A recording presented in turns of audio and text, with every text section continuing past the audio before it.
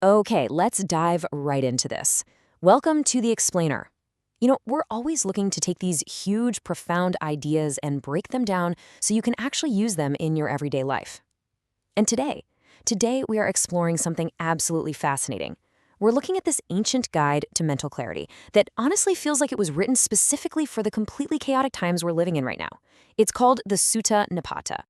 But before we get bogged down in all the historical details, I want to pose a really relatable question to you. How do we actually find peace in chaos? I mean, just think about your daily life for a second. You've got constant demands, the shifting opinions of everyone around you, the overwhelming, endless noise of the modern world.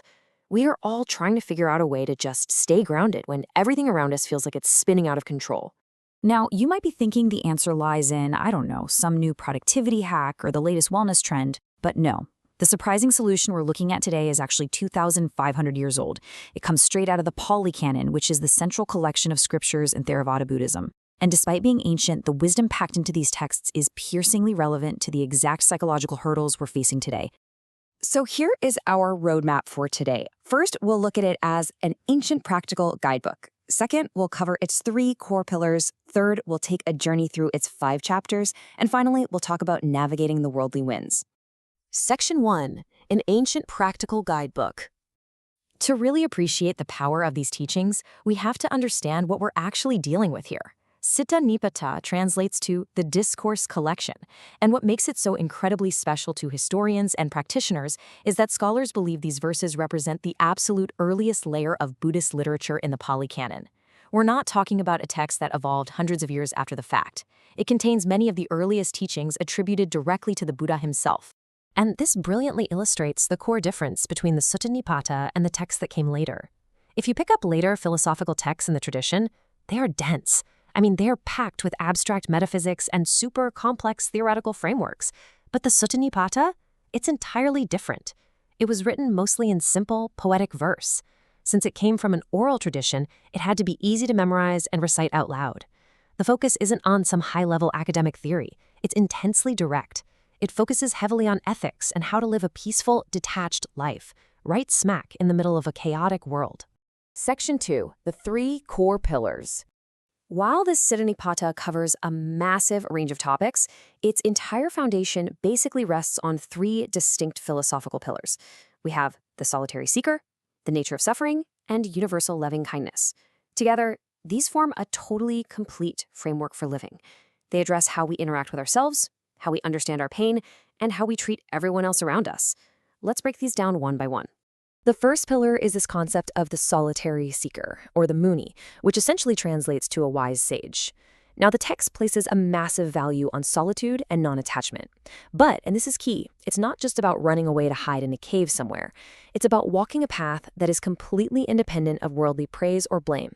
Think about how much of our daily anxiety comes from just wanting people to like us or fearing they'll criticize us. The Muni detaches from all that noise entirely to find true internal stability. The second pillar tackles the nature of suffering. And the Sutta Nipata is incredibly direct here about cause and effect. It explains that our suffering isn't just random bad luck, it is actively created by our desire, our craving, and our clinging to things that are ultimately temporary. Whenever we try to hold too tightly to circumstances or objects or even relationships, we're basically creating our own pain. The solution they give is as simple as it is difficult. Letting go is exactly what leads to peace. And then the third pillar perfectly balances that internal detachment with a profound external connection. It's the concept of universal loving kindness. Listen to this quote from the famous Metta Sutta section of the text. Just as a mother would protect her only child with her life, even so, let one cultivate a boundless heart towards all beings. Just let that sink in for a second. It is a radical level of empathy. You aren't just putting up with other people, you are actively radiating unconditional love to every single living being. Section 3, a journey through 5 chapters. Now, what's really interesting here is how perfectly the Sutta Nipata is organized. It's not just a random jumble of thoughts. It's deliberately structured into 5 distinct chapters, or vagas. Each one has a totally unique theme, moving from the serpent chapter all the way to the beyond. The whole text moves purposefully from the life of an individual seeker right up to the ultimate spiritual goal. The first two chapters lay down your practical foundation. Chapter 1, the Auravaga or Serpent chapter, emphasizes that solitary sage we just talked about, and it's also where you'll find the Metta Sutta teachings on loving kindness. Then Chapter 2, the Kulavaga or Lesser chapter, acts as a literal handbook for your daily life. It offers incredibly grounded advice on how to choose the right friendships, how to maintain moral integrity, and how to act in ways that bring about genuine good fortune. Then, the text shifts deeper in chapters 3 and 4. The Mahavaga, or the Great Chapter, gets quite personal. It details the Buddha's own spiritual struggles, his temptations, and his intense dedication to finding the truth. Chapter 4, the Atthakavagga, is deeply philosophical. It strictly warns us against clinging to our own views and arguing over opinions. It really challenges the reader to drop their conceptual labels and just quiet the mind. Finally, the whole thing culminates in Chapter 5, the Parayana Vaga, which translates to the way to the beyond. This is just a beautiful dialogue. 16 students approach the Buddha, asking him very direct questions about how to reach liberation, what the text beautifully calls the far shore. It's essentially the ultimate goal of the teachings, realized in a practical Q&A format. Let's see how all this builds into a complete psychological framework.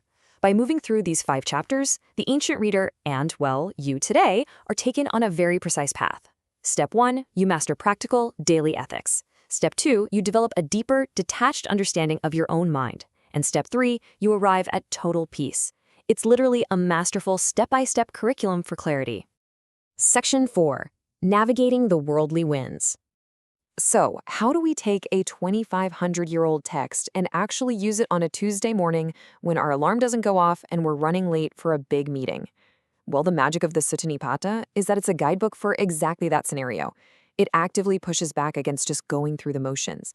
Instead of focusing on empty rituals or routines, it challenges you to stop and examine your own motives. Like, why are you craving this specific outcome right now? Why are you so attached to this specific opinion? It demands mindfulness, simplicity, and above all, treating others with profound compassion. So the crucial point here is how you handle these shifting circumstances of your life.